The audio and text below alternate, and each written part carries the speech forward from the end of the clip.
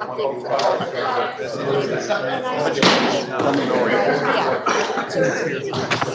the Senate please come to order?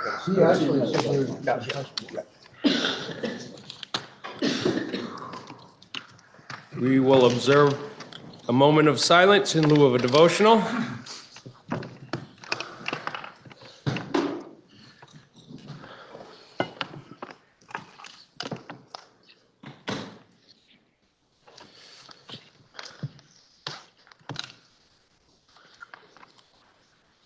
Thank you. Are there any announcements? Seeing none. Seeing one. Senator from Washington. Thank you, Mr. President.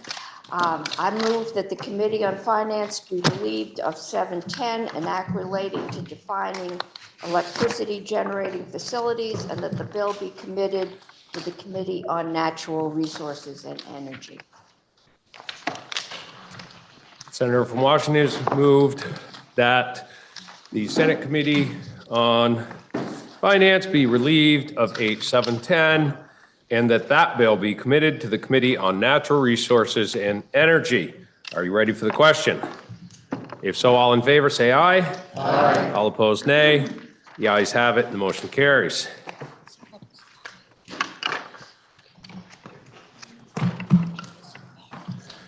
We now have H578 being on the calendar for notice and affecting the revenues of the state under Rule 31 is referred to the Committee on Finance.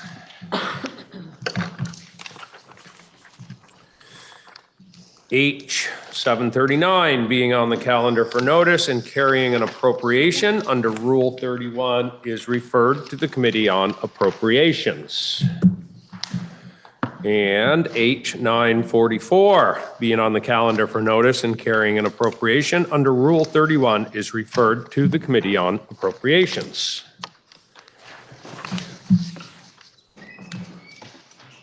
We have House Bill for reference. H956, an act relating to approval of an amendment to the Charter of the City of Burlington relating to the Office of Racial Equity, Inclusion, and Belonging. Introduced by Representative Stone of Burlington, it passed the House on April 28th of 2026. Listen to the first reading of the bill. H956, an act relating to approval of an amendment to the Charter of the City of Burlington relating to the Office of Racial Equity, Inclusion, and Belonging. Now the bill's been read a first time and having failed to meet the crossover deadline is referred to the Committee on Rules per Rule 44A. Orders of the day.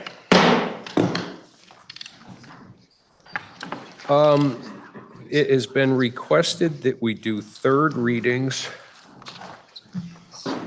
first.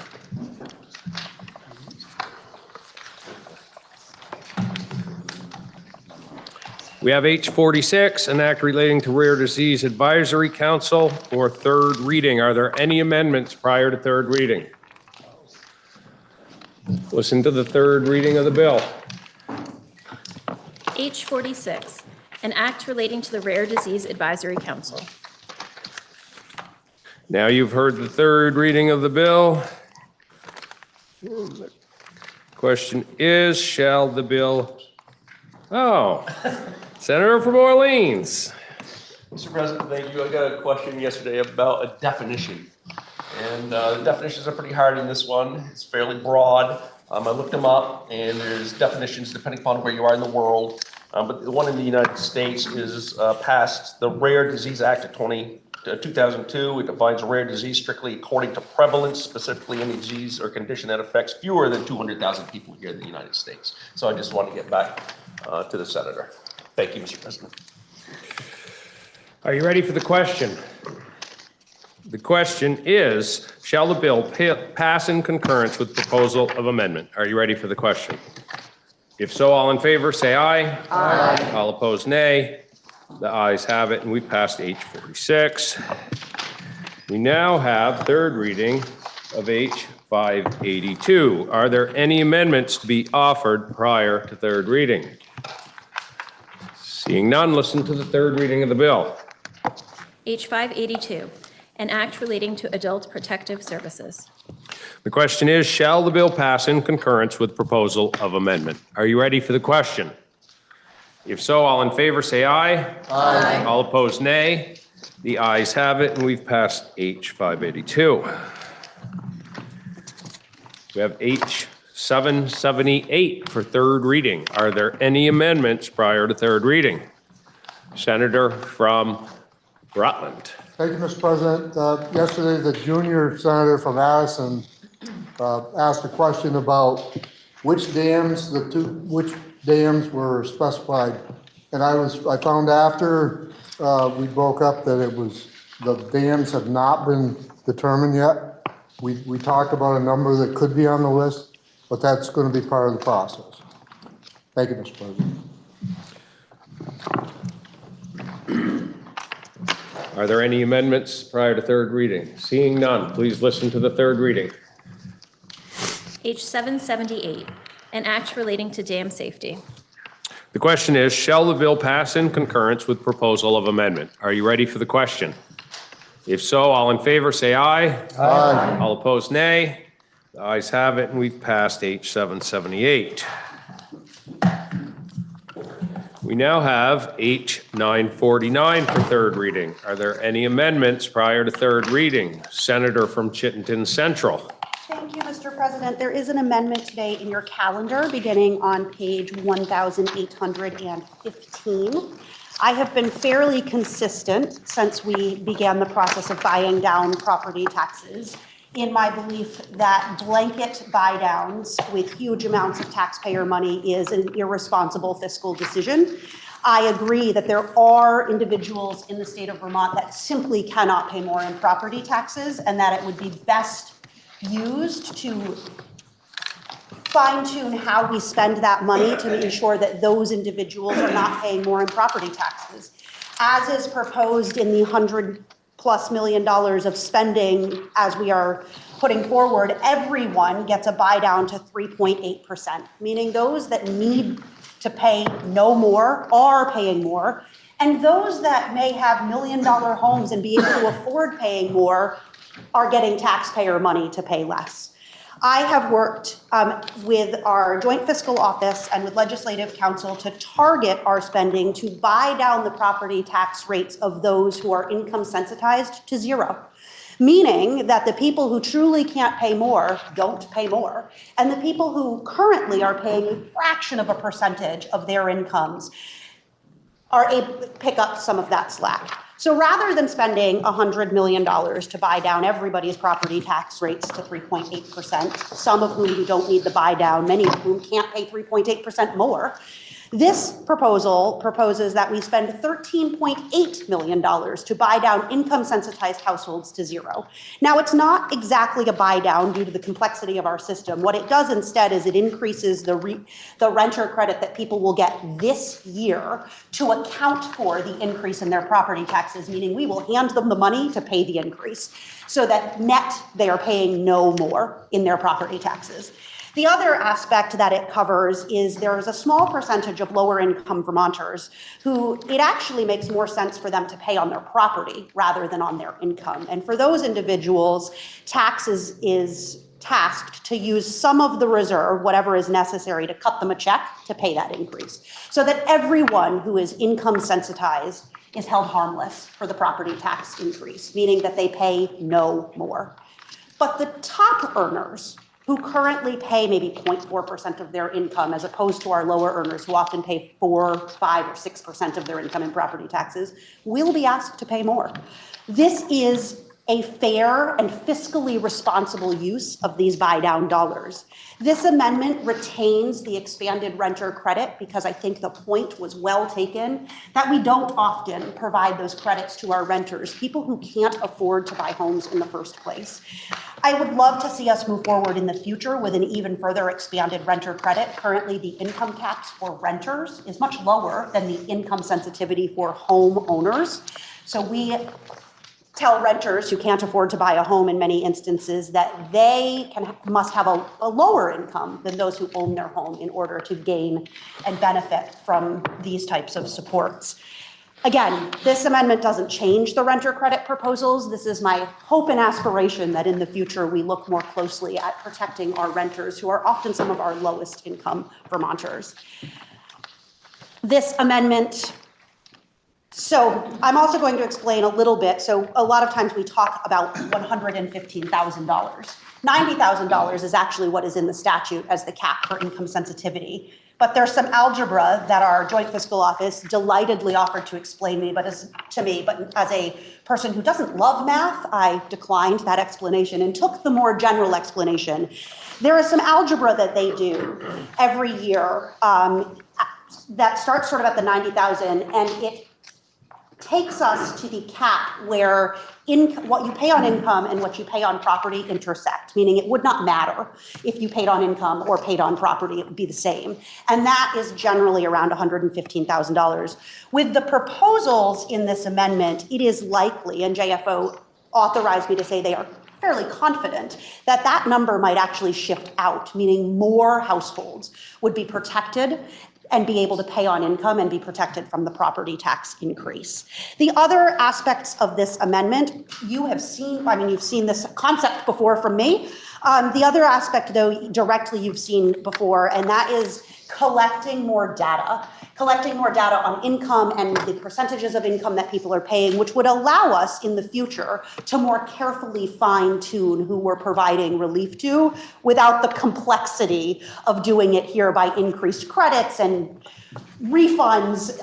But this does, in all likelihood, for the vast majority of our income-sensitized payers, hold them harmless for the property tax increase. And I would, again, argue that this is a more fiscally responsible use of the money. It holds $87,000 in reserve or $87 million in reserve for future use. And I also think it is important to note that by carving out the highest income Vermonters, we save $87 million, meaning that the majority of the money that we are putting to tax buy-downs is going to our wealthiest Vermonters. And I don't believe in a year when our wealthiest Vermonters are receiving massive federal windfalls and tax cuts, we want to spend $87 million of $100 million to provide them additional tax cuts while we're asking our lowest income Vermonters to pay more. So I will say that I got this amendment due to the complexity a little bit later in the day yesterday, and while I did send it to the chair of finance, there was not time for me to come into the committee. I do hope that the Senate will consider this more fair, more targeted, and more fiscally responsible use of our tax dollars to buy down the rates to zero for those who truly need it, and I thank the Senate. Senator from Washington. Thank you, Mr. President. Senate Finance worked on the yield bill all last week. Yesterday, I specifically asked people that had amendments to bring them to the committee. The senator from Chittenden Central has not brought this. It may well have some very good ideas, but it's pretty obvious that this is a very complex system, and if you push it here, it goes there. And without the opportunity to actually take testimony and sit down and read this bill, I can't recommend that we approve it because we haven't seen it and we don't know what it does. And it wasn't even brought to us as a concept. Are you ready for the question? Senator from Essex. Mr. President, I would love to have another tax revolt in this next year's election, because I do believe that I know what side would win that, as history has shown. But I don't think it's fair for any Vermonters to pay more taxes into the state when it is the inaction of this whole building, the whole General Assembly, of the reason why they'd be paying more taxes. I think that we need to do our work more. I think we need to do a better job. I think we're trying to get there, but we're still being a little bit late to the party with it. And I just don't think it's fair to ask any Vermonter, no matter where they are in the income sensibility or sensitivity or anything. I don't believe it's fair to ask any Vermonter to pay more in taxes when we have the means to do something in the meanwhile to lessen the burden. So I will vote no on this. Thank you, Mr. President. Are you ready for the question? Senator from Chittenden Central. May I please interrogate the presenter of The the amendment? presenter is interrogated. I'm asking this question just for clarity, because there were a lot of words and a lot of explanations. When the presenter of the amendment said that the higher earners would be paying more, I believe what she was saying is they would be paying the stated tax rate, correct? Yes, that is what I was saying, and to that point, I did not bring it because props are not allowed on the floor of the Senate, but when you look at a graph of what people pay, the vast majority and a percentage of people's income, the burden is on the bottom 2/3 of payers, while the top 1/3, it trails off and they pay significantly less. So this does not increase the stated increase. It simply says that in order to build towards more equity in the property tax system, we're providing relief to those who are already paying much more of their income and not providing relief to people who are paying much less, but they are not going to pay above the stated increase. I appreciate the clarification, and thank the presenter of the amendment, and thank you, Mr. President. Are you ready for the question? The question is, shall H 949 be amended as offered by the senator from Chittenden Central? Are you ready for the question? If so, all in favor say aye. Aye. All opposed, nay. No. The nays appear to have it. The nays do have it, and the amendment failed. The question is, shall the bill, nope, the question is, are there any further amendments before third reading? Please listen to the third reading. H 949, an act relating to homestead property tax yields, the non-homestead property tax rate, and technical changes to education finance. The question is, shall the bill pass in concurrence with proposal of amendment? Are you ready for the question? If so, all in favor say aye. Aye. All opposed, nay. Nay. The ayes appear to have it. The ayes do have it, and we passed H 949. I believe now we will go back to the top of the calendar.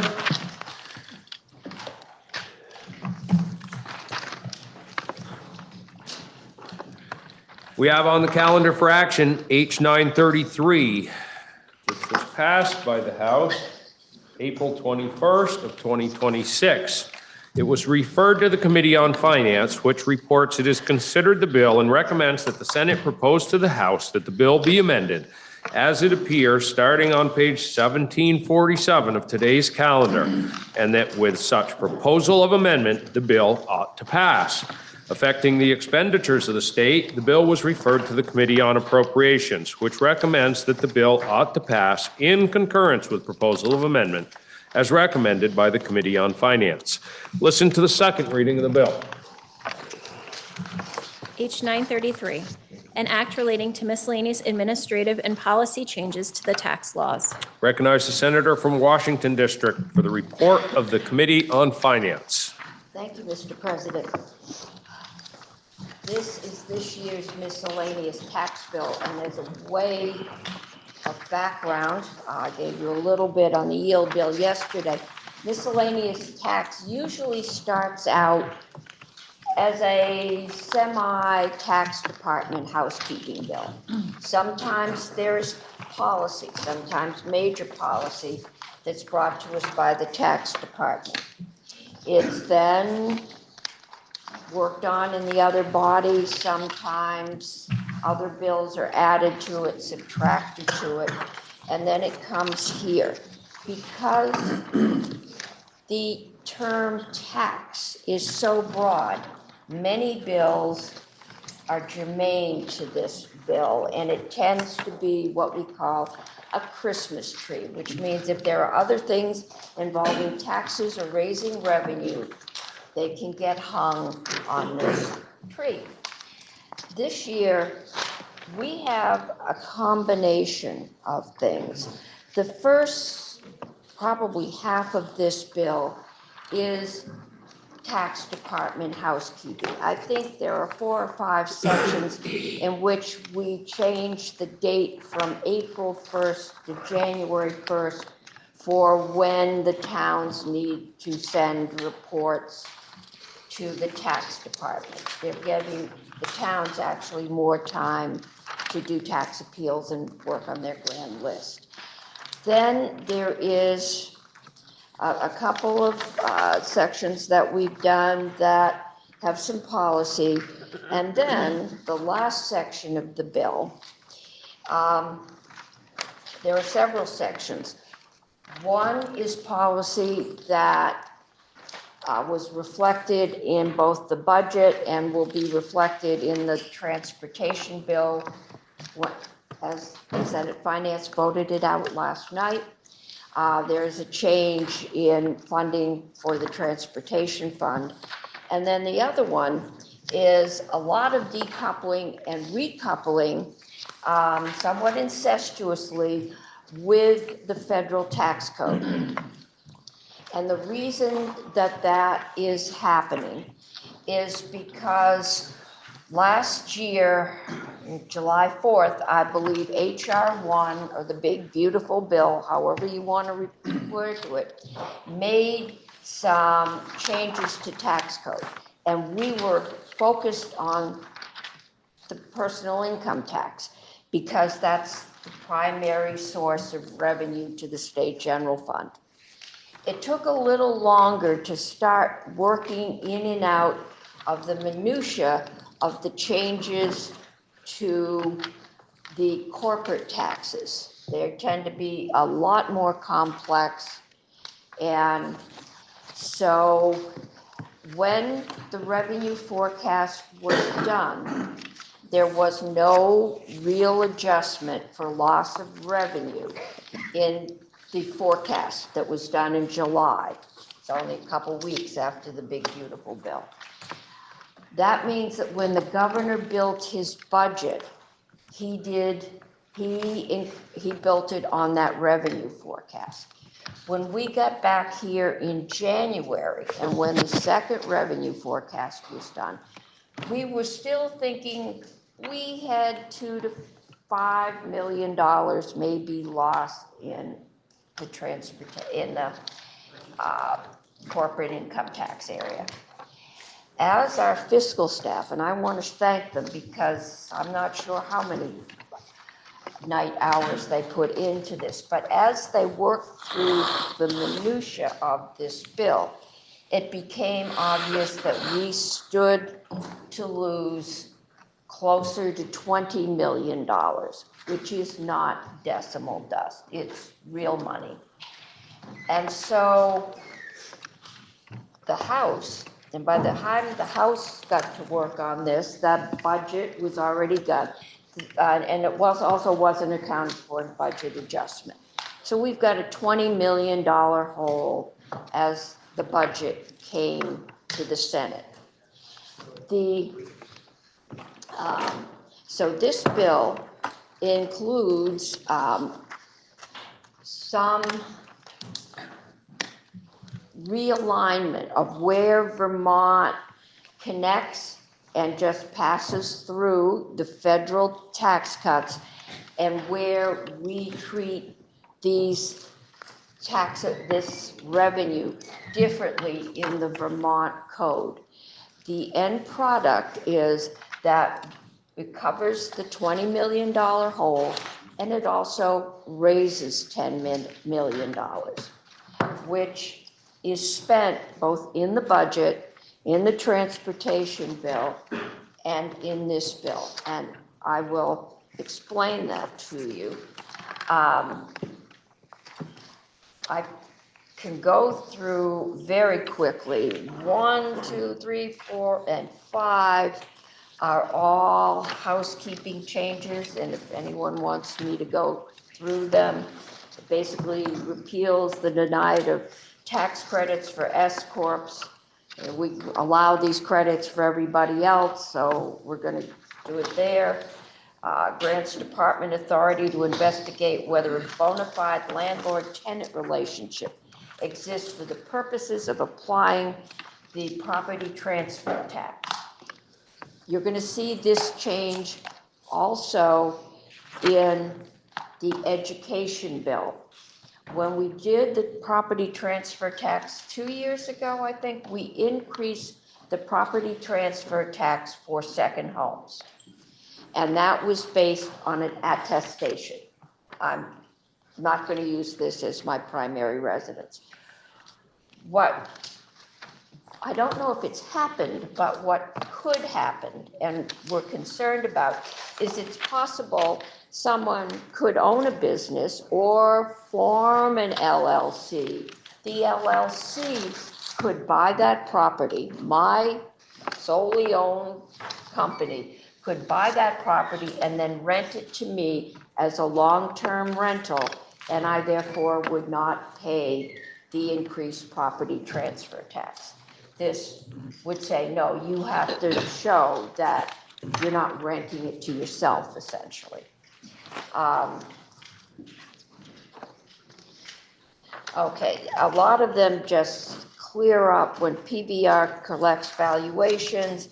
It clears up some appeals process and timelines. We didn't make any real changes until we got to section 6. Section 6, you may have gotten emails. I think it was 2 years ago.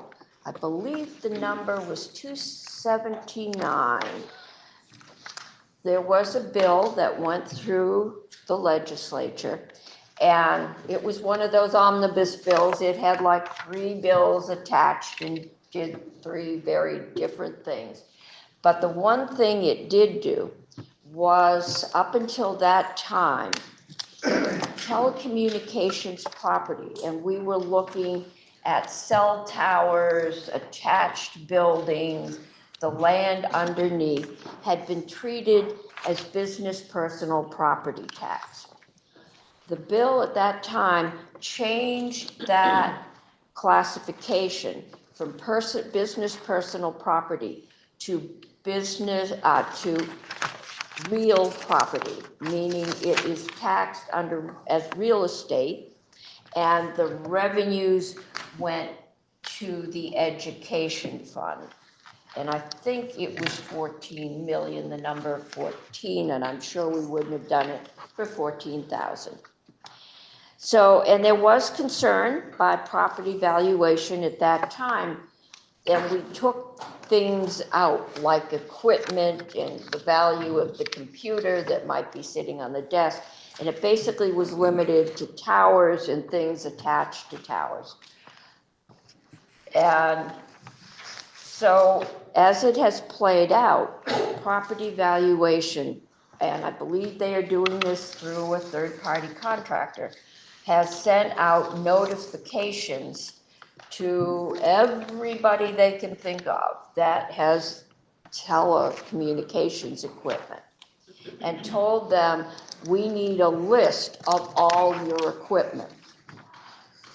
In doing that, they also sent those letters to broadcast companies. So your local radio stations, your local TV stations, which were never intended to be included in this. The difference is two-way communications. Telecom, it goes out, it comes back. Broadcast, it just goes out. You can't talk back to the radio station. Even though I did used to pick up the Green Mountain Power trucks on my TV in the olden days. And first thing in the morning, they would come over, Captain Kangaroo. Can't do that anymore. So what this does is it makes clear that broadcast equipment is not, and we've talked to the tax department and asked them to make it clear that some of these places have like 3 people in the studio, and trying to inventory every piece of equipment in there has become a backbreaking work. So we've asked them to communicate and made it clear that broadcast equipment is not covered. Okay. Yes, section 8, for the purposes of the equalization study, requires property valuation to use 100% of the CLA when determining tax rates for municipalities that just completed a mass reappraisal. This has been an issue I just did a reappraisal and now I'm at 110%, or suddenly I'm at 98%. They said, when you just do a whole town reappraisal, that's your base, that's 100%. Extends 9 through 10, extends the health IT fund sunset for 5 years. I think this is something we do on a regular basis. We are still, it's used to pay for IT, for health. Okay, 11 through 14, it updates the inflator reference from NEP to NIPA because NEP no longer exists. This is an inflator for healthcare? No, education. We use one national standard and that has gone away and a new one has taken its place, so we changed all that reference.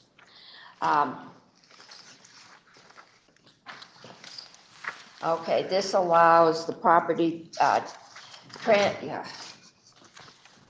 it allows 100% of the property tax liability to be, if you're in the process, if you're separated, you're in the process of getting a divorce, the person living in the house has 100% of the liability. If you're moved out of state, you move down the street, you're not liable for the property transfer. Section 16 aligns the estate filing threshold with tax liability thresholds, so the taxpayers aren't required to file a return when no tax is due. Extends the down payment assistance program in 17 to 2031 and increases the maximum total award from 250 to 230. There's this lovely graph, but this is, this program goes out through VHFA, and it basically helps first-time home buyers come up with a down payment. And I can speak from experience, the ideal for down payment is 20%. With the inflation in house prices and the inflation for rent and everything else, coming up with a 20% down payment is very difficult. Coming up with any down payment can be very difficult. 20 is ideal because if you're below that, you have to pay mortgage insurance, and that can be hundreds of dollars a month. And so this is a program VHFA uses to help supplement and help first-time home buyers be able to make that first step.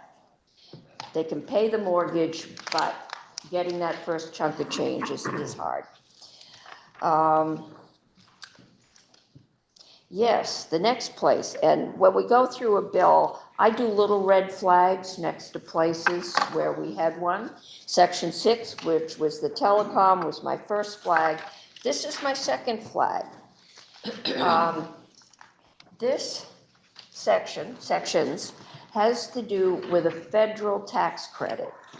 This year, on your federal tax bills, everyone can opt to take a $1,700 federal income tax credit, provided that they donate it to a scholarship granting,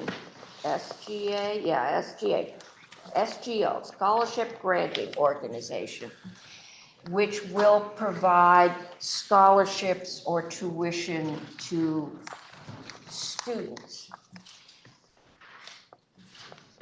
This is a deviation, again, from the House. They had said, we're not joining this year. The problem is the rules haven't been written, Treasury's still writing them. And the concern was that this could turn out to be a windfall to private religious schools in Vermont, which some members of my committee and of this body think would be not a good thing to do. We were sent a proposal from the Education Committee that said this could be an opportunity for Vermont to help some lower income kids. The kid that's really smart but can't afford to go to aerobics summer camp can't afford to go to after school, can't afford tutoring. And so why doesn't Vermont set this up so that we could do that? And it's very clear that if we are not allowed to do that, it won't go forward. But if we are, we're risking 1 year before we get back here. If we are allowed to do this, then it could mean this summer, some kids could get to go to camp that they wouldn't otherwise, or get tutoring, or get whatever. Section 21 through 23. Again, this week, we went with the House, and what this does is, sometime this year, and I'm pretty sure I got emails on it, I'm sure a lot of people did. Fish and Wildlife right now, I was told in 2005, we gave them permission to set the fees for the use of the conservation camps and for rental on buildings on property they own. This year, they proposed a fee on accessing state property. When they came to us, they talked about boat ramp access, but it's not clear that that's what it is. A lot of people took, if I'm just going out and walk and look at birds, I've got to have a sticker somewhere that says I've paid for it. This also gets into the kind of tension between the legislative and the executive branch.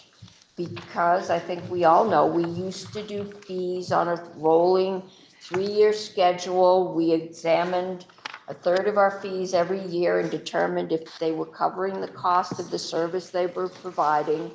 If they were doing more, we actually did decrease fees on occasion. If they were doing less, we would adjust the fees. The present administration stopped that policy, and when you don't do fees for a number of years, but the cost, and it's usually personnel costs, keep going up, eventually you reach a break point.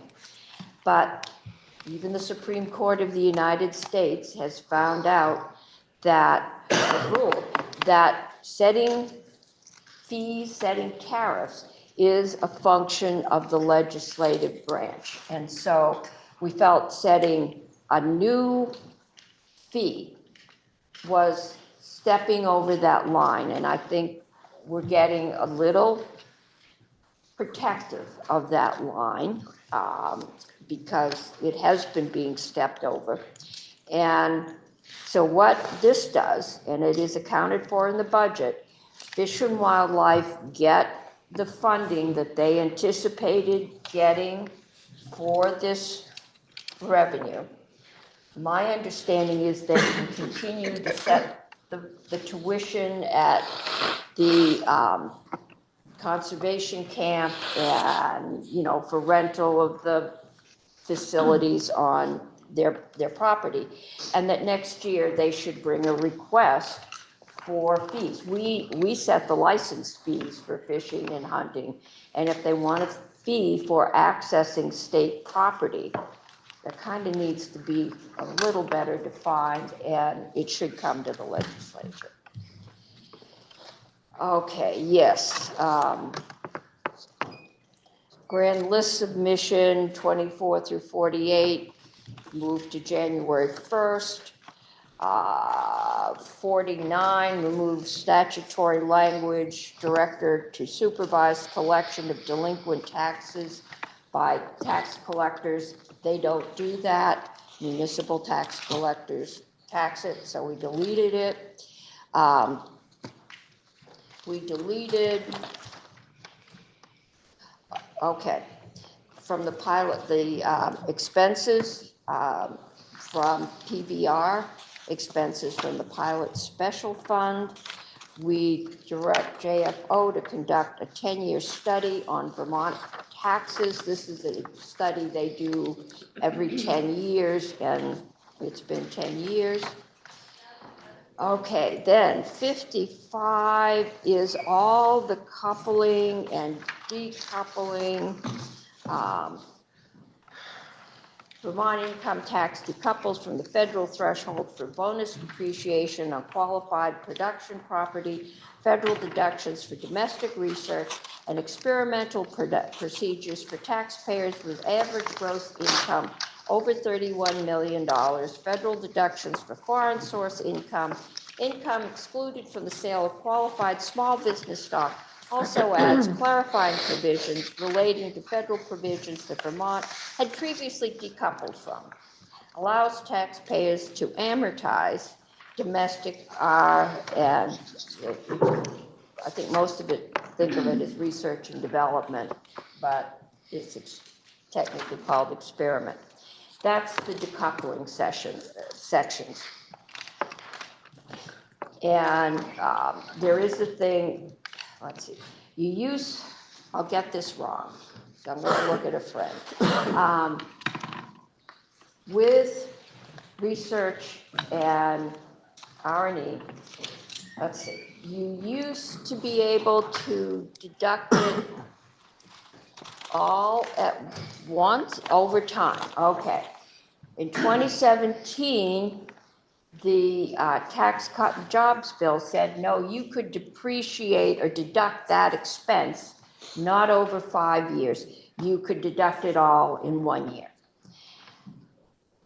HR 1 said, no, we're going back to over 5 years. Well, you've got these folks, they're kind of caught in the middle, and this says, for the expenses you incurred before a date certain, you can continue, at least in Vermont, for Vermont's portion, to deduct it over 5 years, and for everything after that, you follow the federal code.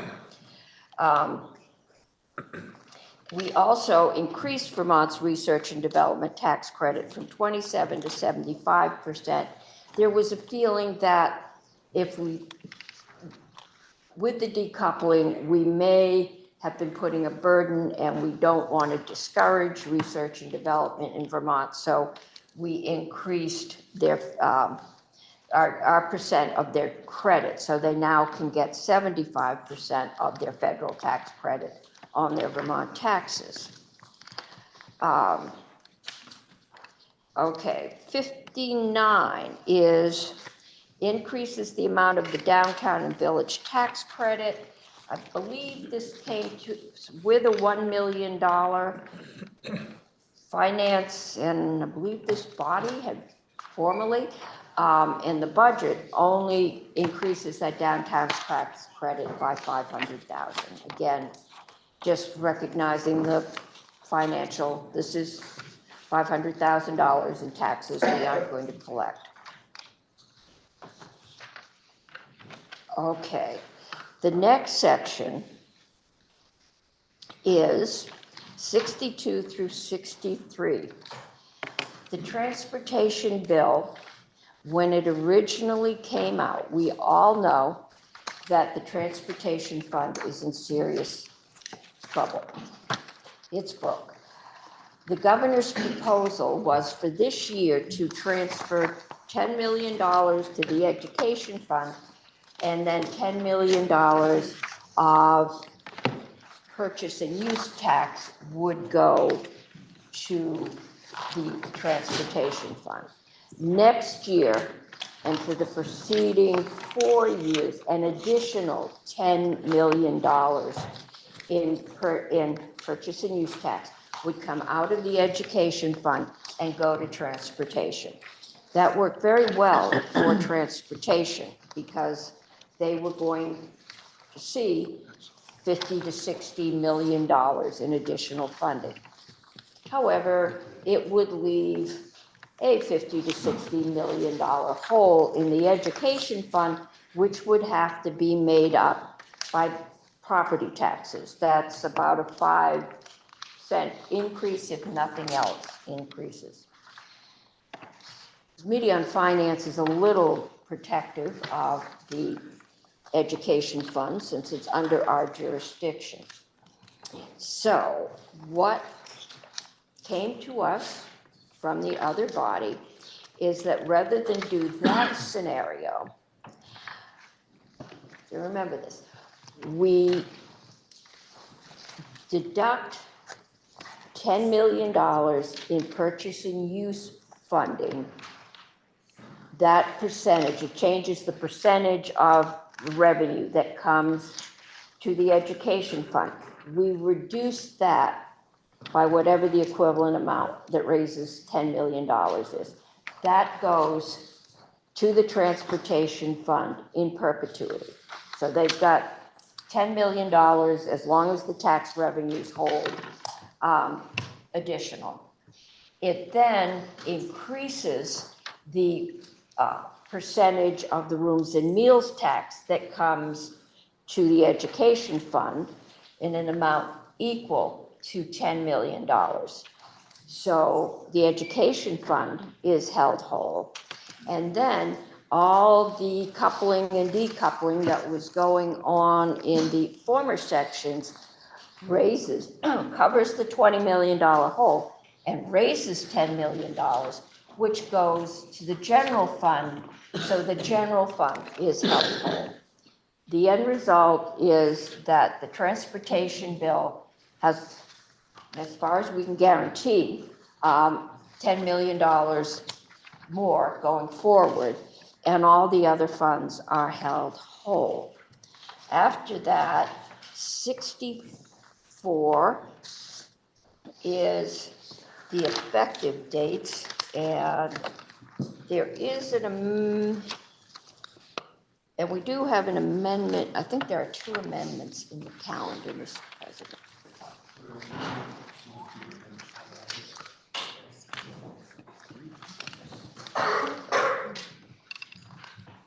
I now recognize the senator from Washington District for the report of the Committee on Appropriations. Thank you, Mr. President.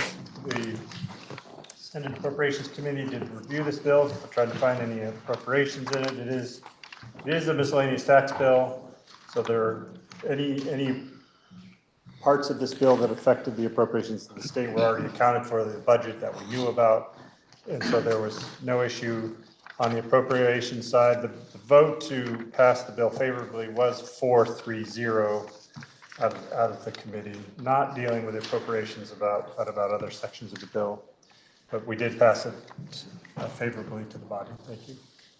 Recognize the senator from Washington for the amendment. Thank you, Mr. President. As we went through this bill, we did have one taxpayer contact us, and then we had the Department of Taxes contact us. And apparently, in one of the coupling decoupling sections, the qualified small business tax credit, that, I think that's the title, that started this tax year, which means that the taxpayers had no ability to adjust for that change, and the tax department had no ability to set up to adjust for that change. Both entities were in a small state of panic and asked us to extend the implementation date by, I believe it's a year, and that's what this amendment does. And it, I believe, is signed by all members of the Finance Committee.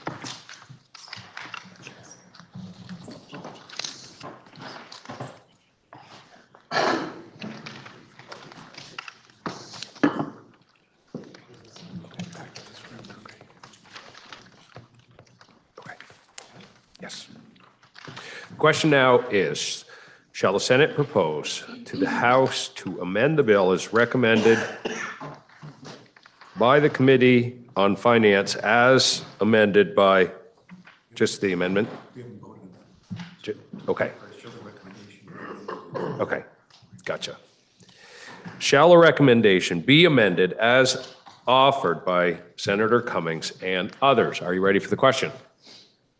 If so, all in favor, say aye. Aye. All opposed, nay. The ayes have it, and we have amended the bill. Next amendment. I understand the senator from Windsor has an amendment that will be passed out. Senator from Windsor. Thank you, Mr. President. You will note that there is an amendment in your calendar, and while relatively similar to the amendment that's being handed out to you, I would be offering the amendment that you're going to be getting as a paper copy from the pages. So please refer to that, although similar in some regards to what you see in the calendar. While I support the Finance Committee's diligent work on this, I feel that we must amend this bill to reflect the growing crisis within our municipal budgets, and that's why I am proposing this amendment. What I'll do today is explain to you the context of the amendment, why I'm introducing it, and ultimately what the amendment does. For context, this amendment is addressing the pilot fund, payment in lieu of taxes, which you see in section 64, I believe. I apologize, section 50 and then section 64 of my amendment. There are 51 towns that have adopted the local option tax, and that's what pays into the pilot fund. They pay into that special fund whether they're a big town, a suburban town, or a small or rural village. And a third of those communities that have local option taxes are our smallest communities. Think of Elmore, Winhall, Marlborough, Jamaica, Pomfret, and West Windsor, close to our hearts, Peru, South Hero, Westmore, and Pittsfield. The increase of that number of towns and the collection of local option taxes, in addition to short-term rental taxes, cannabis retail, and the increase in online sales has resulted in that local option tax revenue increasing and our pilot special fund running a surplus, something that was unheard of even 5 years ago when we were in this body. Even after changing the local retention from 70% to 75% last year, the surplus has continued to grow. And in fiscal year 2027, our state will be collecting from an additional 13 towns who approved local option taxes in March. And I think it's reasonable to expect that the fund will likely grow again the next year and perhaps in the year after that as more towns continue to adopt local option tax in, I believe, an effort to reduce their own property taxes in many regards. And this will enable us to give more money back to those municipalities this year. We know that thanks to that growth, the legislature has been able to, within itself, appropriate $10 million already out of that fund this legislative session. $10 million we are using for our own purposes within this building, not going back to the individual communities or to the pilot payments. And we, even in doing so, leave more money on the table in that surplus with using that amount. What my amendment hopes to do is find a way to both fund those state needs and help our municipalities balance their stretched budgets. The formula change that you'll see in the amendment passed out changes just a mere 5%, from 75 to 80% going back to the towns. And while I argued in front of the Finance Committee that I believe it should be 100% that goes back to those communities, I think it's a fair compromise to increase it again this year. Additionally, I heard from the Finance Committee and others that they were concerned that with this 80-20 split, that we would get below the necessary surplus needed to cover the pilot fund payments, or that we would be rating the fund to too large of an extent. So what I present to you in this amendment is that we only move to this 80-20 split if the funding of statutory obligations such as the pilot and that new base funding for the reappraisal that we just approved in the big bill, all of that would be funded, and we would have to have an $18 million surplus in that fiscal year with its fiscal year obligations as presented. You can see that in the second instance of amendment. I'll just read it because we spent some time, and I appreciate both Legislative Counsel and Joint Fiscal Office for assisting in this. But what do we change? We change section 50 when we have the 80-20 go into effect.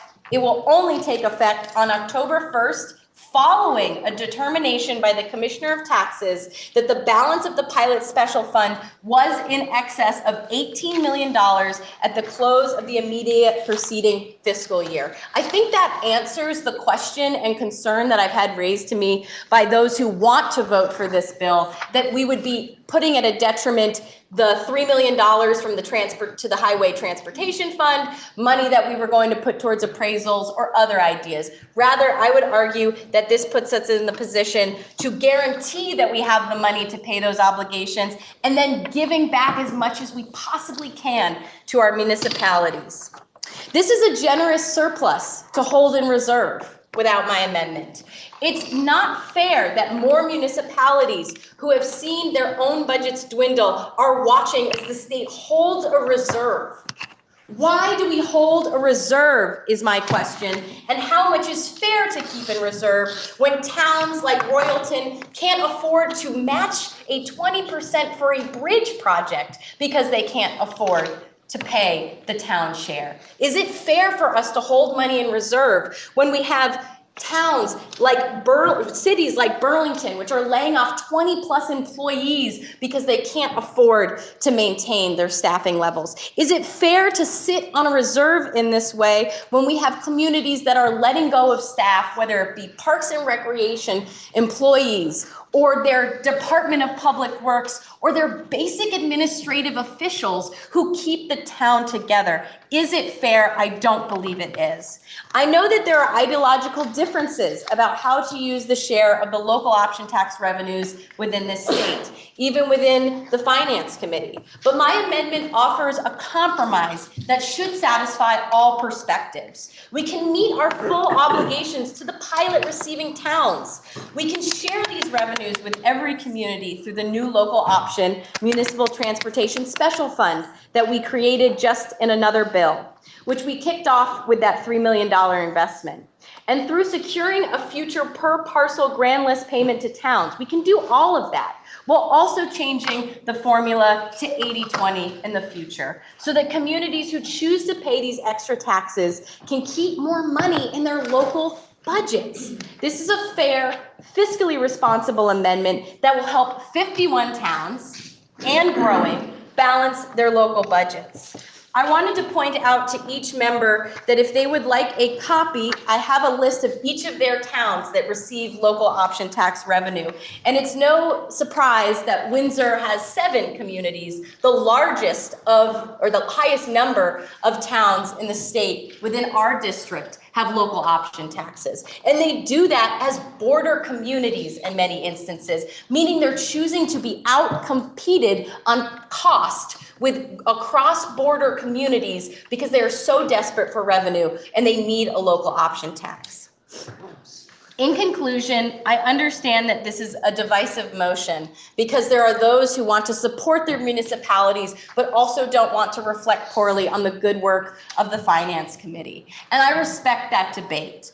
And I hope that we can have a response from the Finance Committee on this amendment because I've not heard yet. So I would love to get that information as well before we take a vote. But I would ask that the body please consider this amendment as it benefits our communities. And I'll end with just one story. I have felt a lot of peer pressure to not have this motion come forward, to withdraw this motion. And last night I had the opportunity to meet with a group of constituents over Zoom from Hartford. And I explained to them how I was feeling really just beat down, that I didn't want to introduce it. I felt like I was swimming upstream.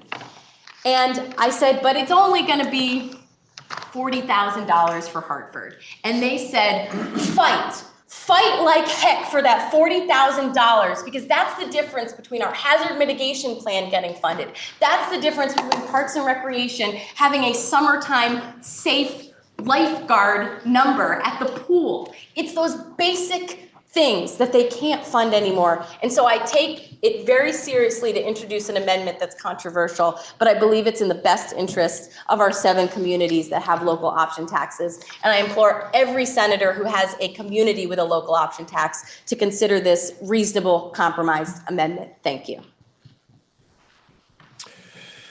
The question is, shall the proposal of amendment of the Committee on Finance as amended be further amended as recommended by Senator White. Senator from Washington. Thank you, Mr. President. I'm going to speak first as the mother of the pilot program and do a little history lesson, which I found is my role as the Dean of the Senate. Even before I was here, I was the mayor in Montpelier. And the city of Montpelier at that point had about 8,000 people, and on any given day, there were 20,000 people, most of them in this building or state offices. That was before we did remote work. And the city of Montpelier was receiving, I think, $30,000 of payment in lieu of taxes. We were providing fire. There was no Capitol Police. I don't even know that there was state security. So we were doing fire, police, ambulance for all of those people. And we wanted to get a payment in lieu of taxes. And in working on that, we also realized that there were other towns that had state property that weren't getting paid. There was a pre-existing law, and I don't know how old it was, that if you have a state forest, or I think a state park, if it's land, you get a payment in lieu of taxes. But if you have the state capitol, you didn't. And if you have a town garage, you don't. Okay, so we started, pilot stands for payment in lieu of taxes. We started co-pilot, which was bringing together all those towns that didn't, and most of them were very small towns, that didn't, that might have a garage, that might, and yes, that $10,000, $5,000 payment really helped them. So we set that up. I spent many Tuesday mornings at 8 a.m. sitting in the cafeteria, meeting with legislators, and anyone who served on a committee with me knows how well I like 8 a.m. meetings. But we were here. Montpelier did a local option tax, and the first two times we passed it, it didn't even get taken up in this body. The third time, I came up here to present it, and the reason my committee has the standing rule, we treat witnesses with respect, was coming out of my experience up in this body. It was a long time ago, but it was not a pleasant experience coming up here and trying to make the case for why the city should be able to do a rooms and meals tax. So co-pilot, pilot bill passed. Local option taxes passed. At that time, it was before Wayfair, and only a few larger cities could do that. At first, local option taxes were allowed for towns negatively impacted by Act 60. Then every year we have fought to expand it, but it's been the big towns that have enough sales to tax. Wayfair, the ability to tax online sales, has made other smaller towns perhaps be able to access some money. But those are small towns. And so I'm now going to go into my Finance Committee hat. I will say that the committee discussed this. It was after we finished work last night. And I think we were divided. Nobody wants to hold on to money that the towns could use. On the other hand, this was not brought to us by the league or anyone else while we were considering the yield bill. And the league is a professional organization. Nobody came in and talked to us. So this is hitting us again before third reading. We know that the towns can use the money. Everybody can use money. Welcome to a declining or leveling economy. It's not the first time, but it is the first time for many of us. And things are tight.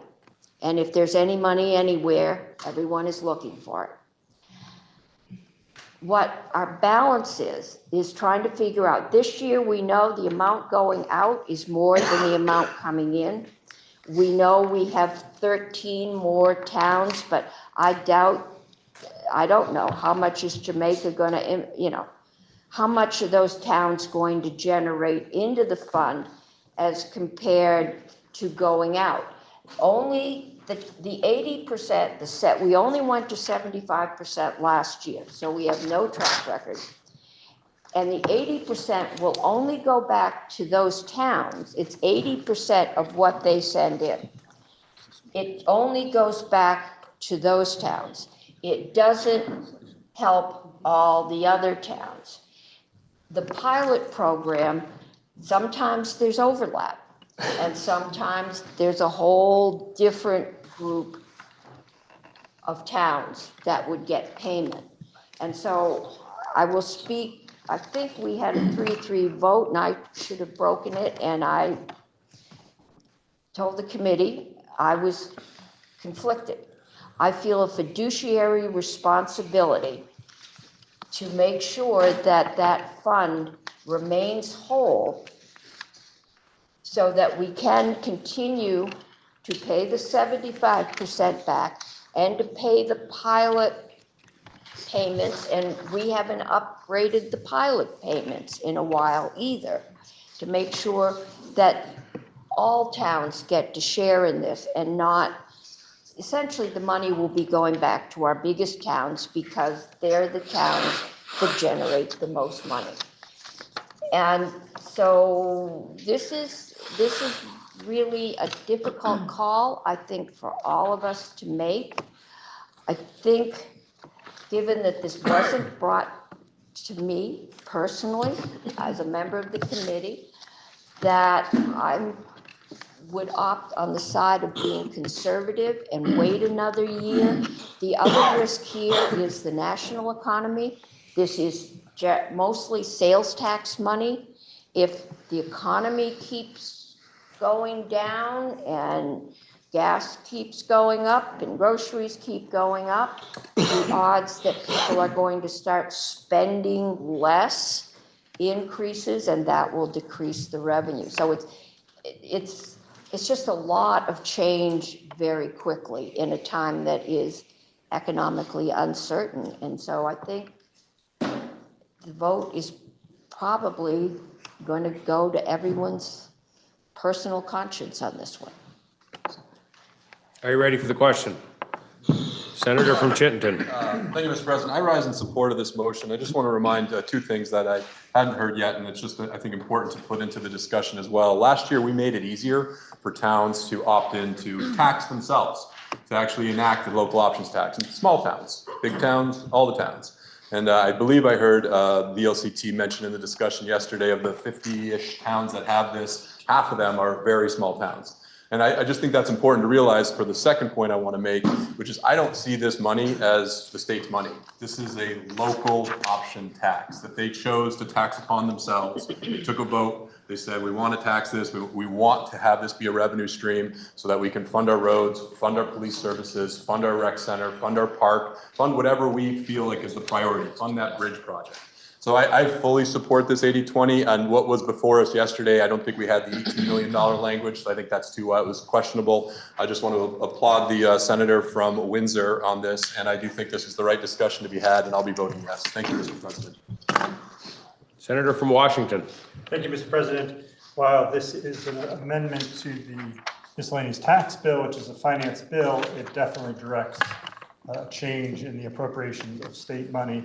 So this is very much an appropriation question. I have my own views, but I think given the words we heard from the senior senator from Washington now, this is a kind of divided issue. I would like to ask for a quick recess so appropriations can meet over here very quickly to talk about. We'll take a brief recess.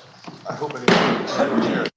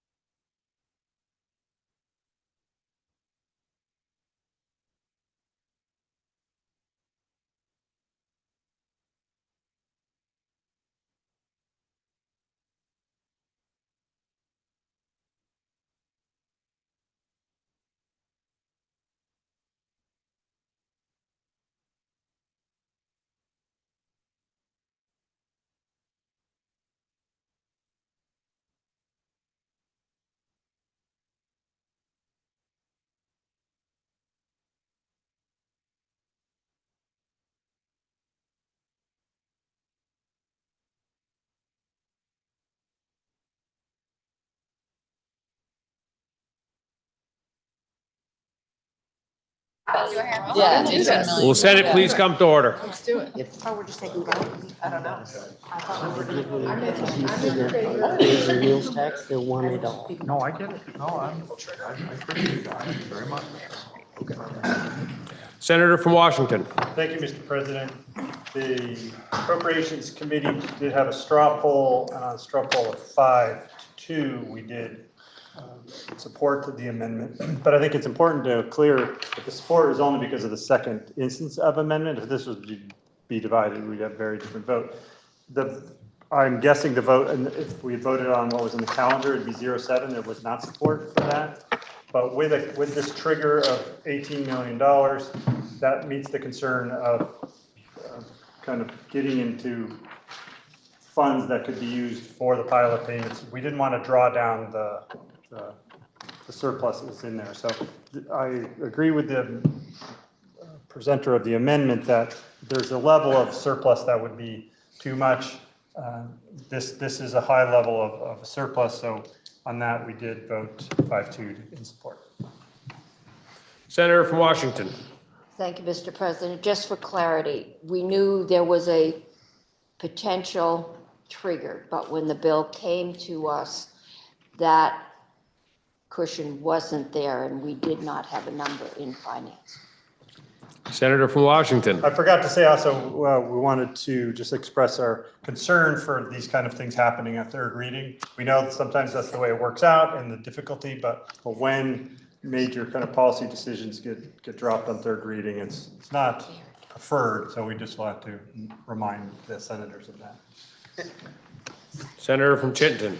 Thank you, Mr. President. I think where we are in this process is that we all care about our municipalities. We all want to get to yes on something that's fiscally responsible and allows us to look into the future each year and make a determination in a more careful way. This has been evolving on the floor. This is actually second reading, to my knowledge. Right. So I think it would be better for us and the process if the good senator from Windsor was willing to work with the Finance Committee this afternoon on the amendment, and that it was introduced for third reading in a way that could garner additional support. I think right now we're seeing divided votes on different questions and with some sense of false urgency that this was third reading. And I think we're at our best when we do careful work in the committee, and I would hope that we could reintroduce this amendment instead for third reading, and I'll just leave it at that. Senator from Windsor. I do not plan to withdraw this amendment at this time. However, if the amendment fails, I'm very willing to work with Finance to present an alternative amendment on third reading. Senator from Addison. Thank you, Mr. President. I totally respect the senator from Windsor and this amendment and her efforts and her passion in particular. And I, like everyone in this body, would like to be able to help our municipalities. They are struggling. 52 municipalities that have local options tax is about 20% of our towns. A higher percentage, and I don't have the full percentage, but it's much higher. I think it's closer to 40% of our towns get pilot payments. Up until 2024, those pilot payments were lessened. They were prorated because we didn't have enough money in this fund. And so for 20 plus years, those payments, 25 years, those payments were prorated, and the towns that had state buildings in them didn't get the full pilot payments for them. So, one could argue that the first thing we should do is go back and reimburse all those towns for the many, many years that they didn't get their full pilot payments. And many of those towns, I'm looking at the map, that there's an excellent map and a lot of analysis that JFO has done. And so I encourage all of you to look and see how many of your towns are have local options taxes versus how many of your towns get the pilot payments. So one thing that I would support more is looking at those pilot payments and making sure that we're making those towns whole. Just because those towns tend to be our smaller town, or often are our smaller towns. They also include the larger towns like Burlington and many of the Chittenden County towns and larger towns in my district like Middlebury that does both. But they're also the very, very small towns that have state buildings in them. And so looking at whether or not we have been fair to those towns first, I think would be an important first step. So up until 2024, which was 2 years ago, this fund didn't have enough money in it to fund the original purpose of it, which was to fund those pilot payments. And last year, we just made an adjustment going from 70% to 75%. Which was a big jump, and it was just last year. And last year, as the senator from Chittenden Central South said, we also made it easier to have towns do a local options tax. So there's a lot of change that's happened over the last 2 years for this fund. And the Transportation Committee has a great proposal that we haven't heard yet on the floor about redistributing some of the balance in this fund out to local towns based on a formula for local transportation needs, roads needs. And I think that kind of redistribution of the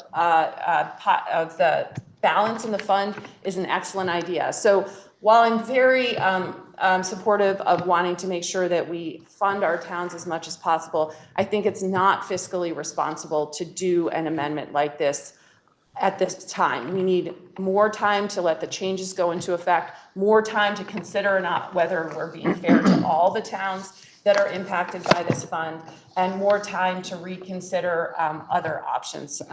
No pun intended. Thank you, Mr. President. Are you ready for the question? Senator from Caledonia. Thank you, Mr. President. I think what's really important to remember here is we're not changing the size of the pot of money. And effectively, what is on the table here is for the largest commercial centers in the state to get a bigger share of the pie. Who gets the smaller share of the pie? Those towns that don't have those commercial centers. And those towns that don't have commercial centers, they frequent the commercial centers and they shop there. It adds to the economy there, it adds to the tax base. And so, we were at 70%, we went up to 75, but for me, that's really the ceiling. I think that all towns in Vermont should share in that 25%, while still providing 75% for those commercial centers and other people that are in the LOT. I do acknowledge they have increased costs for maintaining that infrastructure, and they do deserve a greater percentage, but 75% is a very large percentage. So I'll be voting no on this amendment. Are you ready for the question? Senator from Washington. Thank you, Mr. President. So in our discussion in our huddle with appropriations, I was one of the yes votes, and I do plan to vote to support it, but I do want to express my frustration with the process. Have full respect for the senator from Windsor and know that she's carrying forward the concerns of the cities and towns. But the fact that this came at this point is, I think, ends up sort of short shrifting the discussion around the pilot payments. I think there's a lot of concerns. I'm appreciating the concerns from the senator from Addison County that there's a lot to be discussed here, and this cuts short all just the discussion.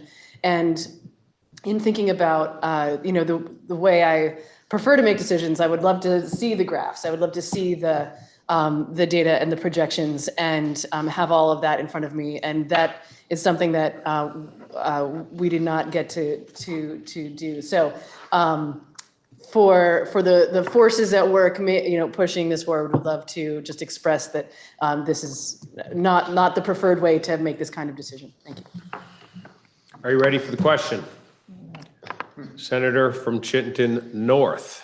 Thank you, Mr. President. May I interrogate the presenter of the amendment? The presenter is interrogated. Thank you. Yesterday in committee, I brought up a question about the second instance of amendment in the $18 million threshold. And what happens when we hit that threshold, it changes to 80-20, and then that following fiscal year, a fiscal year that's further out, it falls back below that $18 million surplus. I posed the question to the senator from Windsor, and I'm wondering if she had any if the senator had any follow-up to that question. Yes, and I believe that question was asked and answered in committee, so I'm happy to express that the 80-20 would remain the same if the fund went down based on the language of the amendment. Thank you. Does the senator have any further information on if that 80-20 split would deplete the pilot or the fund down to where we couldn't make those pilot fund payments out to towns as the senator from Addison was alluding to in the past? Yes, I think if I'm understanding the concern, and I've heard from others, is that we hit the 18 million, let's say 2029 hypothetically, and then in 2030 we have a recession or the local option tax number gets depleted below. My first point to that, because then in the way the amendment's written is it would remain at 80-20, and I think I've heard from folks say, well, could it drop back down to 75-25 if that happens? I'm open to that conversation ultimately if this amendment does not go through, but I would say that we are already as a legislature taking out $10 million from this pilot fund. So if we wanted to keep it being stable, it's not the 5% percentage change, it's whether or not we as a legislature will choose to continue to raid this specific fund as it grows in its surplus. If we didn't take out the $10 million that we're doing this time, or the $3 million for town highway aid, which we did pass in the budget yesterday, we wouldn't be putting ourselves in that situation as well. So I think it's a twofold question. And I do want to note that I think it would be difficult for the communities who might see an 80-20. I think there is a risk to that, but to go to an 80-20 switch and then to revert back to 75-25, I think also has risks and would be detrimental to our communities. And then in my last point would be, I think it's unlikely we would go down. As I pointed out in my original speech, one of the main changes that we saw with this fund balance was due to the addition of short-term rental taxes, cannabis retail, and the increase in online sales that have resulted in local option tax revenue increasing. So I do think that we saw changes that caused the surplus to grow. It's not that the fund was underfunded and we did nothing and it grew. It's that we made changes to the revenue sources going into it. So I think it's less likely we will slip back down based on those changes we've made to the fund, if that answers your question. It does, and I thank the senator, and I have reservations on both sides of the argument. I don't want this fund to be used as a slush fund to be used elsewhere. I think it should lie with the towns. I think the senator from Caledonia brings up a good point that it's not just the folks in those municipalities that have local option taxes that frequent and shop. I'm one of those people who lives in a town. We don't have local option tax. I'll frequent Essex Junction, Williston, South Burlington. I just went to last night. So I do want to strike that balance, and I think we did last year by seeing how much money was in this fund, increasing that share up to 75%, and I think that's something we can continue to do in the future when we have a better picture of where this fund is going. So I will not be supporting the amendment currently. It would be something that I would look at again in the future, but thank you, Mr. President. Senator from Chittenden. I don't know if I can speak again, Mr. President. But You really have quick, only spoken once, so you are welcome to speak a second time. I just want to say, Mr. President, we welcome the senator from Chittenden North and South Burlington anytime he so desires. And I just want to highlight one thing to that. Since I do live in South Burlington, which has a local options tax, as does Williston, as does, I believe, Shelburne now too. They are communities, but I want to highlight one thing. There's a population of South Burlington is about 20,000 that sleep there, that rest their heads. But during the day, it almost doubles. When I was on city council, we'd see that people come in and work in South Burlington and shop in South Burlington, which we welcome. Come on in anytime. But what's important to mention is that requires a lot more police, fire, EMT, parks, roads. So these local option taxes isn't a slush fund for these towns. It's so that they can continue to operate these commercial centers. And that's why I just don't see it as the state's money. And I think as much of this should go back to these local communities of this local option tax. But I already said that. Sorry to speak twice, Mr. President. Senator from Washington. Thank you, Mr. President. I think this is my second time as my person, not committee chair. I think what this discussion shows is that in the history of this building, there has been an unwritten rule that we don't do amendments that haven't had time to be considered by the committees of jurisdiction. The Finance Committee got this bill yesterday afternoon. It didn't come in. The league that has been pushing for it did not come in. We haven't had an opportunity to see the drafts and the maps of where the towns are and that was the original deal. There was a former Speaker of the House who would get apoplectic. My vice chair could get apoplectic because we were charging their people more to shop in our towns. And I made the same argument the senator from Chittenden made. You have a heart attack on our street. We don't ask to see your residence card before we resuscitate you. We are providing the service for 20,000 people. But the deal was that because those other people that didn't have the big commercial centers were going to be sharing in that tax cost, they were going to be paying it, they should get a split. And that split was the pilot payment. And we have not looked at the pilot. I don't ever remember looking at the pilot payments and how they're assessed and if they are being fairly assessed. And I think it is really difficult because we all know, I know what my tax bill is going up in Montpelier to pay those. We're up to being the third highest tax rate in the state again, which is what we used to fight against. I know what it costs, and I know where the potholes are. But I also know that there's a lot of folks that are coming down here to shop or, grab a hamburger or do a lot of other things. And they should share in this revenue. And we just haven't had time to look at the system and say, what is the fair balance? We don't know what the ongoing, we've only done the 75% for 1 year. We don't know what the ongoing cost is going to be. Some of the costs we've taken out would get put back on the towns. We're either going to give them $3 million or they're not getting $3 million for local roads.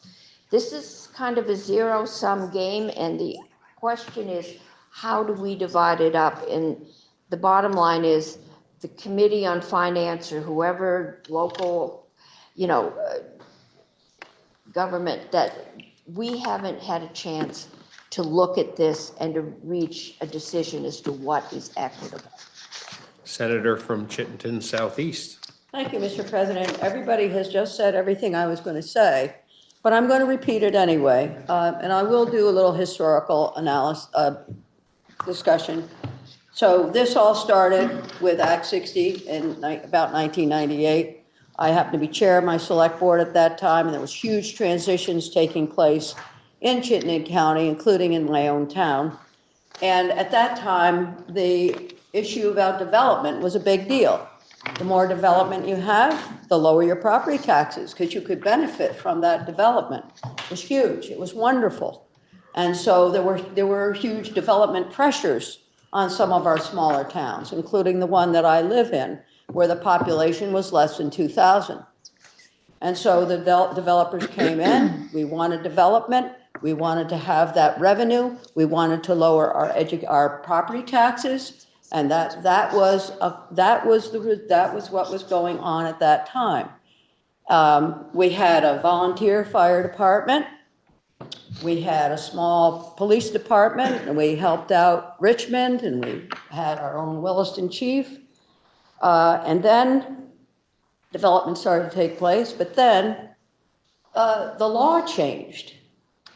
and they called us a gold town.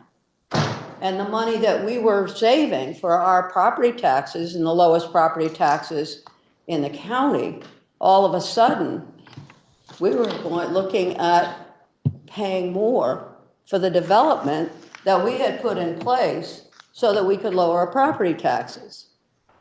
And I will say that I had a few things to say about that as chair of the select board. It took courage by our local representative, Rose, to come into this building and to argue for some compensation to local communities that had developed so that they could have the results of that development through taxes. And it's his courage that provided for a local option tax to go into place in the first place. It didn't take a long time to make it happen. It didn't take protracted testimony. It happened pretty darn quickly. I want to just share that because I know it's almost every year that we talk about local option taxes. So we're all pretty gifted in understanding what's going on here. It did, and then it took a while for other towns and cities to realize the benefit of having a local option tax. It took us 2 or 3 years to have it put in place in Williston. It didn't happen overnight. People didn't like it. They didn't like the 1% tax. It wasn't fair. How come we have to pay more? Sure, we understood that, but gradually they understood that the pressures being put on, as you've heard, our fire, our police, our EMTs, our roads, that there was huge pressure. And then as I came into this building and I realized I had a fellow senator from Bennington who was very also interested in this, and we worked hard to make a change to that so that other towns were eligible besides those that were originally identified. Just a couple towns identified originally. So the change happened. Now we see a change in the economy, and we see a need to have more dollars go locally for whatever local folks need. There was a time when we were looking to take money from schools and try and put it into municipal, because the municipal taxes were lower, and we wanted to move some of the school projects out so the school taxes could go lower. That's all part of this discussion on local option taxes. So next step, we're in a different place. We have pressures at the local level. I think it makes eminent sense to change this to 80-20. And I'm going to be supporting it. I don't like going against any committee that's come out with a recommendation. But I think it's time for us to face the fact that these towns are bearing the brunt of the development that we were asked to do in the first place to support the state economy, and that we have done very carefully to lower property taxes. And it hasn't always worked out that way. Fortunately, in my town, we're still pretty low. But I will say, this is not an issue we can leave on the table. I think we need to support it, and I think we should go forward with it.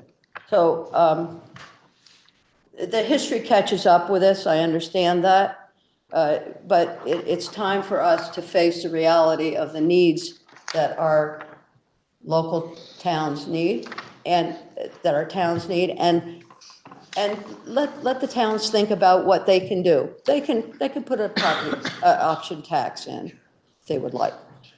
Sure, there are a whole lot of other mitigating circumstances within the language itself, but I think the way this is written, there's time for the Finance Committee, the Appropriations Committee, and others to weigh in on how to make improvement to this. But I cannot ignore the needs that we face in our smaller towns and in our larger towns. Our population in our town, as the senator from Chittenden Northeast also indicated, is astronomical during the daytime. And just don't drive down the local roads when it's shopping time, especially around holidays. So we need the help. And I will say, please support this. Thank you. Senator from Chittenden Central. Thank you, Mr. President. I will say, I can't remember an issue on the floor this divided.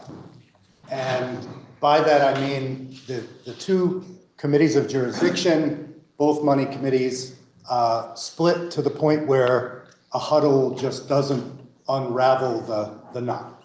So where I'm going with this is I think our majority leader had a very wise suggestion, which was to delay this discussion until tomorrow.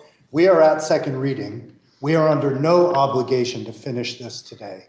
I was prepared to vote very reluctantly yes on the amendment, but hearing that the offerer of the amendment was open to a safeguard about the fund falling below 18 million, I do believe that would be a wise addition to this. That can very easily be done in committee this afternoon. I believe with a little work in the hallways, we can come in tomorrow and generally coalesce around a proposal. So what I would suggest is two-part. I think the easiest thing to do would be for the presenter of the amendment to withdraw the amendment. If the senator does not choose to withdraw the amendment, I would suggest to the body that we vote the amendment down on the understanding that the presenter of the amendment has indicated a willingness to come back tomorrow with a different version. Again, I think the most efficient, the most collegial way would be to withdraw the amendment and agree to work with the Finance Committee and come back to us tomorrow. I will guarantee the senator that if that happens, I will be a yes vote on this with a much clearer conscience. And I would just reiterate all of the complaints that have been made about the lobbying on this bill, how late it came forward, how little interaction the advocates had with the committees of jurisdiction. But the senator is moving an urgent issue. I just don't think the urgency is a second reading urgency.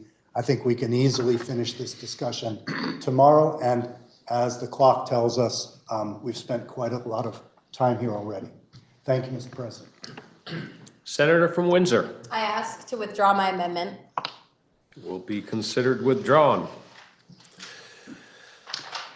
Are there any further amendments?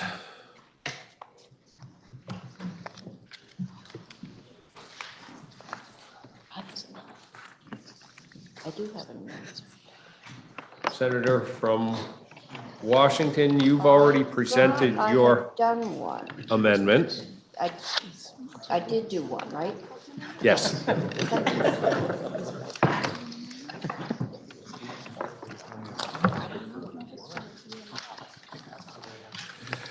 Okay. The question, back to regular script, right? The question is, shall the Senate propose to the House to amend the bill as recommended by the Committee on Finance? Are you ready for the question? If so, all in favor, say aye. Aye. All opposed, nay. No. The ayes appear to have it. The ayes do have it. And you propose to the House to amend the bill as proposed by the Committee on Finance. The question is now, shall the bill be read a third time? Are you ready for the question? If so, all in favor, say aye. Aye. All opposed, nay. No. The ayes appear to have it. The ayes do have it, and you've ordered third reading of H 933.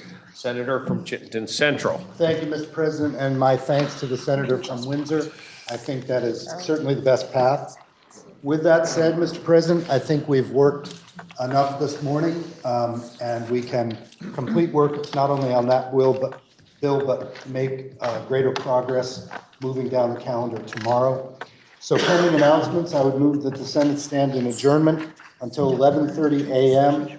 Friday, May 1st, 2026. Thank you. Are there any announcements? Senator from Washington. Thank you, Mr. President. I think finance is scheduled to start at 1, but I'm going to say 1:15 just so they can get through the cafeteria line. I've already scheduled the senator from Chittenden Central who has a very long amendment to this bill. I hope we can get to her by 4, and I'm going to ask the senator From Windsor. to come after we finish with the senator from Chittenden Central. And I hope we can get copies of the information that the senator from Addison have, so we can look at the entire issue. Senator from Washington. Thank you. Senate appropriations will meet at 2 o'clock. Senator from Rutland. Thank you, Mr. President. Government operations will be at 1:15. Senator from Wyndham. Thank you, Mr. President. Senate Institutions is planning to meet at 1, but let's make it by 1:10. Okay, thank you. Senator from Bennington. Mr. President, we were scheduled for 1:15, but I think we'll push it back to 1:30, the Education Committee. Are there any further announcements? Seeing none, the senator from Chittenden Central has moved that the Senate stand in adjournment until 11:30 a.m. Friday, May 1st of 2026. Are you ready for the question? If so, all in favor say aye. Aye. All opposed, nay. The ayes have it, and we'll stand in adjournment until 11:30 a.m. Friday, May 1st of 2026.